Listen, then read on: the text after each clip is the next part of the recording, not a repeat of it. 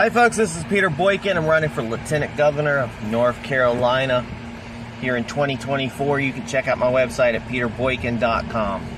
Just got done shopping at Food Lion here, if you can see. I don't know how you double tap, but I just got done shopping at Food Lion, doing the shopping. Bought a lot of fruit and veggies. Prices cost, going up every day.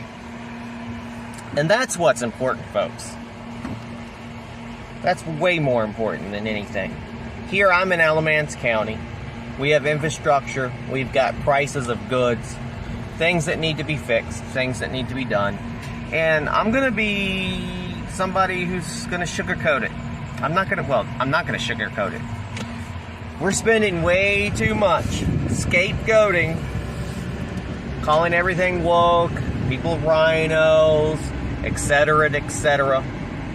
Meanwhile, here in Alamance, we're supposed to be a red county. I'm going to be a little critical about it, folks. We're a red county, which means we do run things a lot better. We do have a lot less BS going on. But we just had multiple schools found with mold, and we can blame probably the school officials, because I'm sure that some of those are probably who are not Republican. Mismanagement of funds, etc., etc. Well, a little bit of blame goes for everybody. Now, I got politicians out there that probably aren't going to like me because they build on this whole scapegoating. As in, this person, it's this person's fault, it's that person's fault, it's the left's fault, it's the right's fault. The right blames the gays, the left blames the Christians. The whites blame the blacks blame the whites. This division is not going to be pretty. It's not going to help America. It's not what America's about. We the people means all the people. We need to quit scapegoating, and we need to start actually looking toward the actual issues and fixing the issues, and quit worrying so much about who's to blame. Who cares who's to blame? If you find a puddle of water somewhere and somebody might slip, do you not try to get somebody's attention? You stand there, you take care of the issue, you clean up the issue. You don't spend all day trying to find out who spilt the water. Who spilt the water? You might be able to figure it out after the fact, but while you're trying to figure that after the fact, you've already fixed the water spill, so nobody slips and falls and breaks their butt. And that's the same thing that goes in life and politics. Instead of blaming and trying to figure out who's to blame and pointing fingers at each other, we need to find out how to fix the issues. Then we can point blames after we fix the issues. There is absolutely no excuse, I don't care whose side it is, that we have at least 5 schools in the Alamance area that's not going to be able to open up because they found mold. I don't care whose fault it is, it needs to be fixed. Then in the future we can figure out the reports and everything, but it needs to be fixed. Our students, our children need to go to school. But there's other places across North Carolina having problems too. Now, I went to a great meeting just last night. It was CAG, Citizens for Accountable Government, advocating for accountable government, basically kicking government officials in the butt, saying, what are you doing? So one guy is running for superintendent of schools. I absolutely loved his speech. He talked about how he was a teacher and how he set his bar up way higher than what the North Carolina bar was. And that way, if they didn't meet his bar, at least they met North Carolina's bar. Well, my bar is a lot higher than probably the North Carolina. I set my own goals and my own bars to do the best I can with the ability that I have. And that's what I want to do as Lieutenant Governor. And like I told them, I can't guarantee you I can do one thing or the other. Because at the end of the day, the job of Lieutenant Governor is more of a speaking role. More of a figurehead. A stand-in. But like I told them, I'm loud. I'm a loud person. I'm a cheerleader. And I'm going to cheerlead for issues. And a lot of that has to do with schools. an education.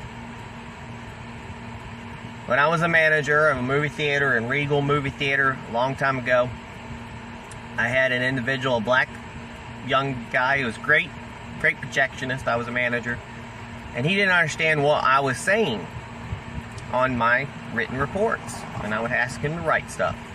Found out that he graduated from Durham City Schools and barely knew how to read and write. That's crazy, folks. How do you graduate from high school not knowing how to read and write? And that boils down to schools not teaching people properly what they need to know. So that's what I'm going to bring to the table. I'm going to work as hard as I can. I was an engagement manager for 12-something years, multi-million-dollar teams. I've got 2 master's degrees in IT, so I understand technology. I've been a manager of movie theaters. I've been a sole proprietor of my own businesses. I have basically worked in the whole supply chain. I know where things come, where they're going. I see a lot more than a lot of people have seen. I've been around North Carolina, doing their various different jobs and things I've done over the years. I've seen North Carolina grow. So I'm bringing that uniqueness to the table. And like I said, I've been a conservative. I'm a conservative, I'm a constitutionalist, but I believe in we the people, but I also believe in moderation and moderates. Like I told those people last night, the left says, well, I'm okay with this, but the right's gone too far. The right says, I'm okay with this, but the left's gone too far. Well, what do moderates do? They have moderation. And as engagement manager, you sometimes have to work with individuals that you might not exactly see eye to eye with politically. It happens all the time. My job as lieutenant governor in those councils will be working with people that are not on the same political team as me. And I hope that the Republicans don't go, oh, he's working with them, he's a rhino. Believe me, folks, if I wanted to be a Democrat, I'd be a registered Democrat. I've never been a registered Democrat. I have been unaffiliated in the very past. I have voted for Democrats a long time ago, before I saw the light. But I'm a Republican. Just because I might not be the exact Republican that you like does not mean that I'm a rhino. I don't like the word. We do fight within a lot in the Republican Party, but that's a good thing because we're not sheep like the Democrats. So at the end of the day, folks, I might not see eye to eye with you politically on everything, but I ask you to look at the issues that I'm interested in. My telephone number is open. You can call me 919-758-0597. And I also want to apologize to the Johnson County Republican Women's Committee. I apologize about the mistake on the scheduling, and I didn't get to come to your meeting.